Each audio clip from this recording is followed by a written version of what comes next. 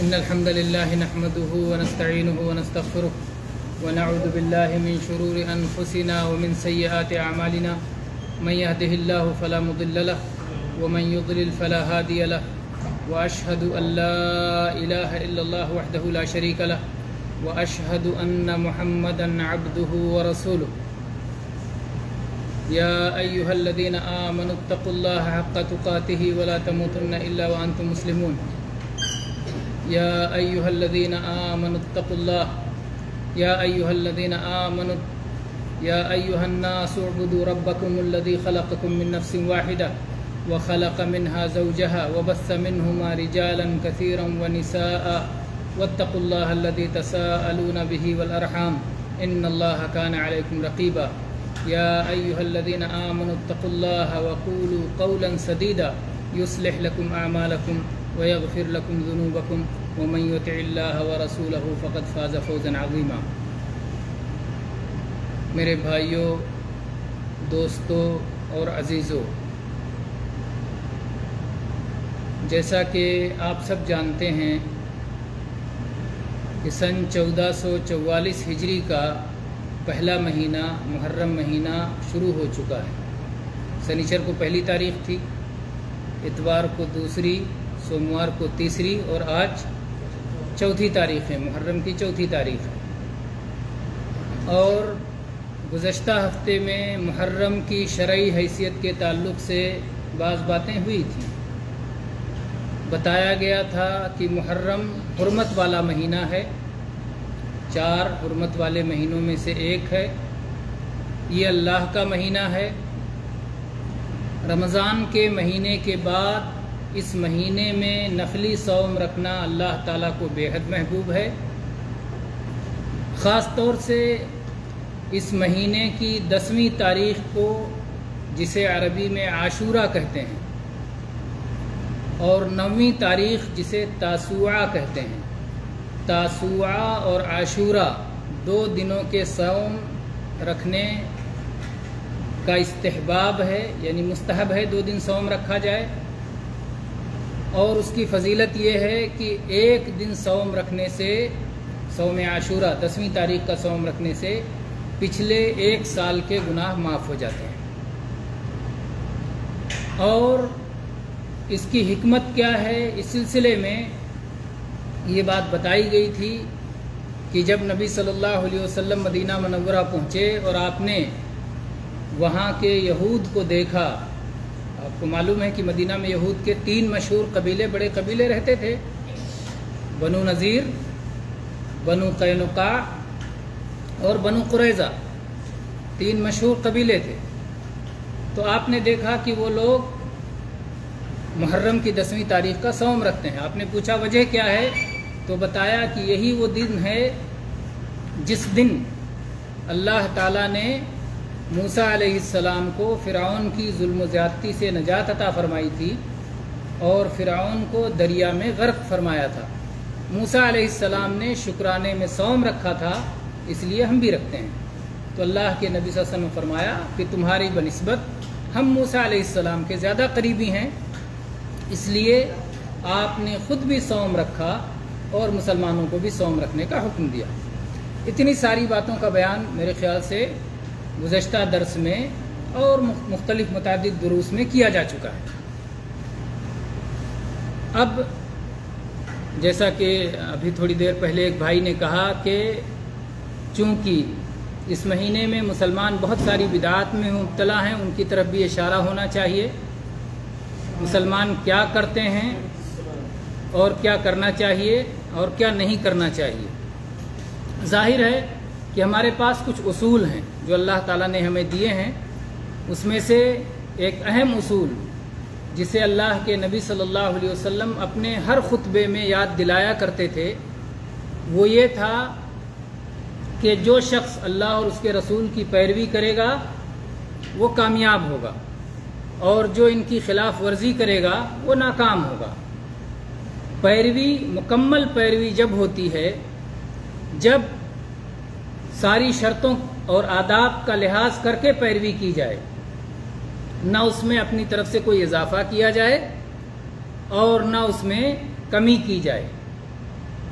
عملی کوتاہی دوسری چیز ہے، اور باقاعدہ کمی ہی کو عقیدہ بنا لینا اور یہ سمجھنا کہ یہ چیز، اس چیز کا کم ہونا یہی دین ہے۔ بعض جو چیزیں دین میں ہیں ان کو ہم اپنی طرف سے دین نہ مانیں، دین میں کمی کر دیں تو یہ بڑی چیز ہوگی عقیدہ کے اعتبار سے، لیکن عملی کوتاہی اتنی بڑی چیز نہیں ہوتی۔ اگر آدمی یہ سمجھ رہا ہے کہ میں غلطی کر رہا ہوں اور نہیں کر پا رہا ہے تو اس سے یہ امید ہوتی ہے کہ توبہ کر کے آئندہ عمل کرے گا۔ اسی لیے اللہ کے نبی صلی اللہ علیہ وسلم ہمیشہ فرمایا کرتے تھے فَإِنَّ خَيْرَ الْحَدِيثِ كِتَابُ اللَّهِ وَخَيْرَ الْهَدْيِ هَدْيُ مُحَمَّدٍ وَشَرَّ الْأُمُورِ مُحْدَثَاتُهَا وَكُلَّ مُحْدَثَةٍ بِدْعَةٍ وَكُلَّ بِدْعَةٍ ضَلَالَةٍ۔ آپ یہ پڑھا کرتے تھے کہ سب سے بہترین بات اللہ کی کتاب کی بات ہے، قرآن مجید کی، اور سب سے بہترین طریقہ محمد الرسول اللہ صلی اللہ علیہ وسلم کا طریقہ ہے، اور سب سے بدترین طریقہ وہ ہے جو آپ کے نام پر ایجاد کیا جائے۔ وَشَرَّ الْأُمُورِ مُحْدَثَاتُهَا، بدترین چیزیں وہ ہیں جو اس دین میں ایجاد کی جائیں، دین کا حصہ نہ ہوں۔ ایک تو یہ ہے کہ پہلے سے معلوم ہے کہ یہ دین نہیں ہے، یہ کفر ہے، یہ شرک ہے، یہ نفاق ہے، وہ معلوم ہے۔ اور ایک یہ ہے کہ ایک چیز جو سنت نہیں ہے اسے سنت بنا لیا جائے، ایک چیز دین نہیں ہے اسے دین بنا لیا جائے، تو یہ زیادہ برا ہے۔ کیوں؟ اس لیے کہ جو آدمی کفر کو جان کے کرے گا کہ یہ کفر کا کام ہے اور وہ جانے گا کہ کفر ہے تو توبہ کرے گا۔ ایک آدمی شرک کرے گا، وہ جانے گا کہ یہ شرک ہے تو توبہ کرے گا، امید ہے۔ ایک شخص گناہ سمجھ کر کے کوئی کام کرے گا تو توبہ کرے گا، لیکن ایک شخص ایک کام کر رہا ہے اور وہ دین نہیں اور اسے دین سمجھ کے کر رہا ہے، سنت سمجھ کے کر رہا ہے، وہ کبھی توبہ کرے گا؟ وہ کبھی اسے چھوڑے گا؟ کبھی نہیں چھوڑے گا۔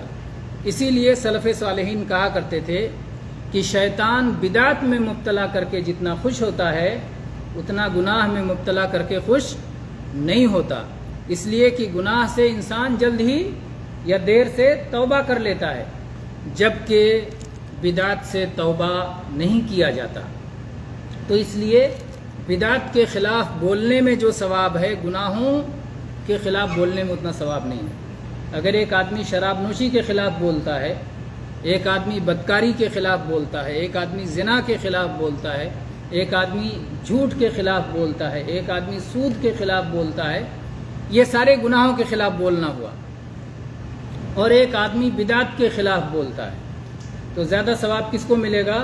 اس کو ملے گا جو بدعت کے خلاف بولتا ہے، اس لیے کہ بدعت یہ معصیت سے بڑھ کر ہے، اور بدعت یہ کفر و شرک کا دروازہ ہے، اسی کے ذریعے سے کفر و شرک میں انسان داخل ہوتا ہے۔ بہرحال اس مہینے میں بدعات کے آنے کی بڑی وجہ یہ ہوئی کہ اس مہینے میں ایک افسوسناک واقعہ ہوا۔ اللہ تعالیٰ نے جو یقیناً مقدر کر رکھا تھا، اور اللہ تعالیٰ اپنے بندوں کو مختلف انداز سے آزماتا ہے، یہ بھی اس کی ایک آزمائش تھی کہ نبی صلی اللہ علیہ وسلم کی چہیتی بیٹی فاطمہ رضی اللہ عنہا کے لخت جگر حسین رضی اللہ عنہ کی اس مہینے میں شہادت ہوئی۔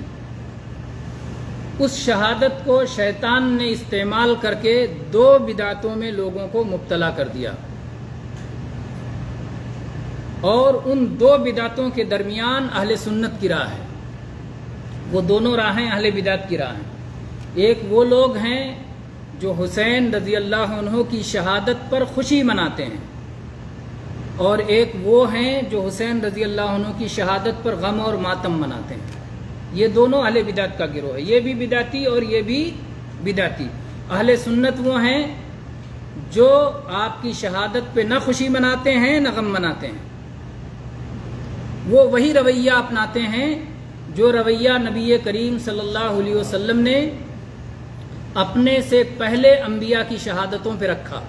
اللہ کے نبی سے پہلے بہت سارے نبی شہید کیے گئے، اللہ کے نبی صلی اللہ علیہ وسلم نے نہ ان دنوں پہ خوشی منائی نہ غم منایا، ان دنوں کو ویسے ہی آنے جانے دیا جیسے کہ عام دن ہوتے ہیں۔ تو آپ نے اس کا کوئی یادگار نہیں رکھا، نہ غمی کا یادگار نہ خوشی کی یادگار۔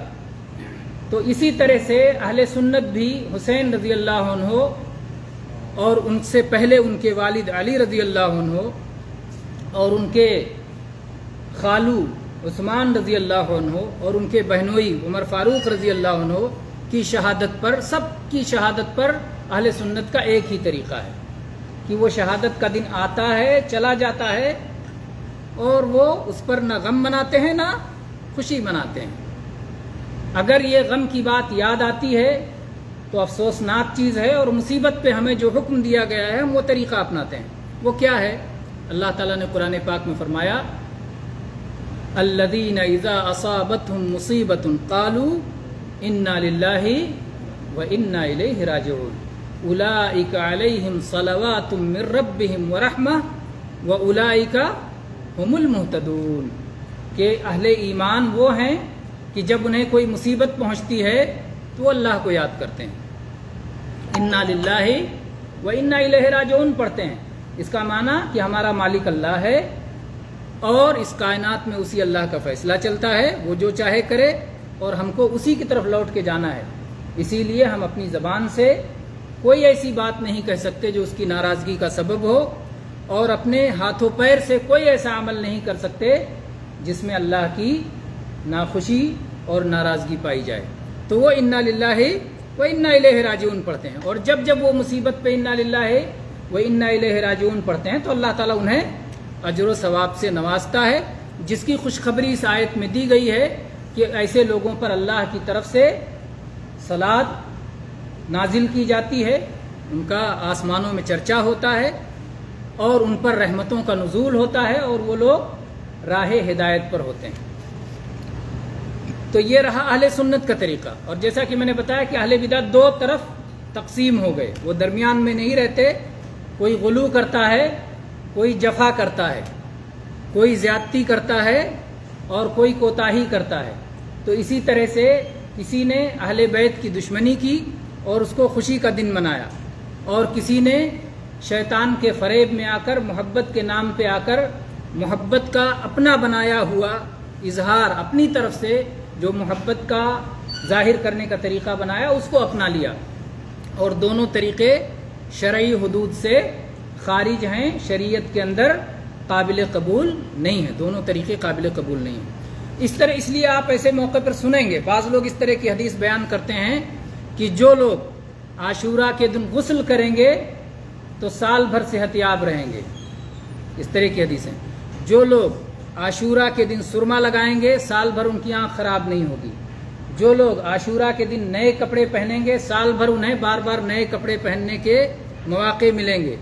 جو لوگ عاشورہ کے دن اپنے بال بچوں پہ بہت زیادہ خرچ کریں گے سال بھر انہیں اللہ کی طرف سے برکت ملے گی۔ یہ سب کون لوگ بیان کرتے ہیں؟ وہ لوگ جو عاشورہ کے دن کو خوشی کا دن اور عید کا دن مناتے ہیں۔ یہ بھی اہل سنت کا طریقہ نہیں ہے بلکہ اہل بدعت کا طریقہ ہے۔ اس کے مقابلے میں دوسرے اہل بدعت ہیں جو اسے غم کا دن مناتے ہیں، ماتم کا دن مناتے ہیں، سیاہ کپڑے پہنتے ہیں، اور اس دن نہ جانے کیا کیا حرکتیں کرتے ہیں جو کہ آپ سب ممکن ہے مجھ سے زیادہ جانتے ہوں، کیونکہ وہ ہمارے سماج میں ہمارے درمیان میں پھیلا ہوا ہے۔ کتنے دنوں تک مرثیے پڑھے جاتے ہیں اور کیسی کیسی نامعقول حرکتیں کی جاتی ہیں کہ جس کے بارے میں ایک جو سلیم الفطرت انسان ہو، اپنی صحیح فطرت پہ قائم ہو، وہ بھی ان باتوں کو رد کر دے گا۔ یعنی غور کرنے کی بات ہے، بعض ایسی حرکتیں کی جاتی ہیں کہ جن کا اس حسین رضی اللہ عنہ کی شہادت سے کوئی تعلق نہیں ہے، لیکن ان بزرگوں کو بھی، جیسے عمر فاروق رضی اللہ عنہ، ان کا اس شہادت سے کیا تعلق ہے؟ ابو بکر صدیق رضی اللہ عنہ، ان کا اس شہادت سے کیا تعلق ہے؟ وہ تو اس شہادت سے بہت پہلے وفات پا چکے تھے، لیکن انہیں برا بھلا کہا جاتا ہے، اور پھر بہت سارے صحابہ کرام کو پھر اس کے ساتھ میں برا بھلا کہا جاتا ہے، جبکہ صحابہ کرام رضی اللہ عنہم کے فضائل قرآن پاک میں اور صحیح احادیث میں واضح ہیں، معلوم ہیں، معروف ہیں۔ اللہ تعالیٰ نے ان کے بارے میں اپنی رضا کا اعلان کیا ہے۔ اللہ تعالیٰ نے فرمایا رضی اللہ عنہم ورضوا عنہ، یہ وہ لوگ ہیں کہ اللہ ان سے راضی ہو گیا اور یہ لوگ بھی اللہ سے راضی ہیں۔ اللہ تعالیٰ نے ان صحابہ کرام کے بارے میں فرمایا دوسروں کو حکم دیتے ہوئے فَإِنْ آمَنُوا بِمِثْلِ مَا آمَنْتُمْ بِهِ فَقَدْ اهْتَدَوْا، اگر دوسرے لوگ بھی صحابہ کرام کے ایمان کی طرح ایمان لاتے ہیں تو وہ بھی ہدایت پر ہیں، لیکن اگر ان کے ایمان کی طرح ایمان نہیں لاتے تو ہدایت پر نہیں ہے۔ تو گویا یہ معیار ہیں جن پر لوگوں کو پرکھا جا سکتا ہے۔ تو ایسے صحابہ کے بارے میں، صحابہ ہمارے گواہ ہیں، نبی کریم صلی اللہ علیہ وسلم کے دین کو ہم تک پہنچانے والے ہیں۔ جو ان سے محبت کرتا ہے وہ اللہ کے نبی سے محبت کی وجہ سے ان سے محبت کرتا ہے، اللہ کے دین سے محبت کی وجہ سے ان سے محبت کرتا ہے۔ اور اگر کسی کو صحابہ کرام رضوان اللہ علیہم اجمعین سے نفرت ہے تو حقیقت میں اسے دین سے نفرت ہے، اسے نبی کریم صلی اللہ علیہ وسلم سے نفرت ہے۔ تو بہرحال اس طرح سے چند بدعات کی طرف میں نے سرسری اشارہ کیا، اور انہی باتوں پر میں اپنی اس بات کو گفتگو کو ختم کرتا ہوں، اور سوال و جواب کا باقی آگے سلسلہ رکھتے ہیں۔